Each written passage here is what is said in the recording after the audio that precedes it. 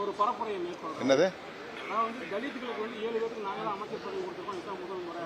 அதனால தலித்துகளுக்கான அரசியல் நாங்கள் தான் கையில் எடுக்கிறோம் அப்படிங்கிற மாதிரி அவங்க சமூக வலைதளங்களில் பரப்புரை செய்யுது. அதை பற்றி உங்களுக்கு தமிழ்நாட்டு அரசியலில் தலித்துகளுக்கு இவ்வளவு பேருக்கு அமைச்சரவை இடம் கொடுத்திருப்பது இது முதல் முறை. ஆனால் கர்நாடகாவில்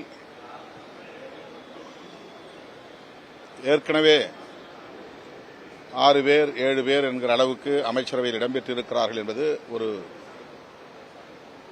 சான்றாக இருக்கிறது, எடுத்துக்காட்டாக இருக்கிறது.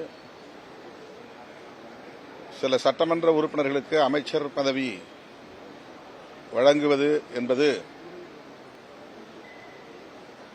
அந்த சமூகத்திற்கான ஒட்டுமொத்த அரசியலையும் முன்னெடுப்பதாக ஆகாது. அந்த சமூகத்திற்குரிய அங்கீகாரம் அளிக்கப்பட்டிருக்கிறது என்கிற வகையில் மகிழ்ச்சி. ரிசைன் பண்ண எம்எல்ஏக்களை ஜெயிக்க வச்சு அவங்க அது மூலியமா மெஜாரிட்டியா இருக்கிறதுக்கான வேலைகளை செய்யுதுன்னு ஒரு குற்றச்சாட்டு. அதனாலதான் இதை நான் சொன்னேன். அந்த மாதிரியான நடவடிக்கைகளை தாவேகா தலைமை ஊக்கப்படுத்த வேண்டாம். ஆதரவளிக்கக்கூடிய எங்களை போன்றவர்கள், அதாவது காங்கிரஸ் ஏற்கனவே நாங்கள் உங்களோடு நாடாளுமன்ற தேர்தல் வரையிலும் கூட்டணி வைக்கிறோம் என்ற அறிவிப்பையே வெளியிட்டு விட்டார்கள். எனவே அவர்கள் ஆதரவை திரும்பப் பெறப்போவதில்லை.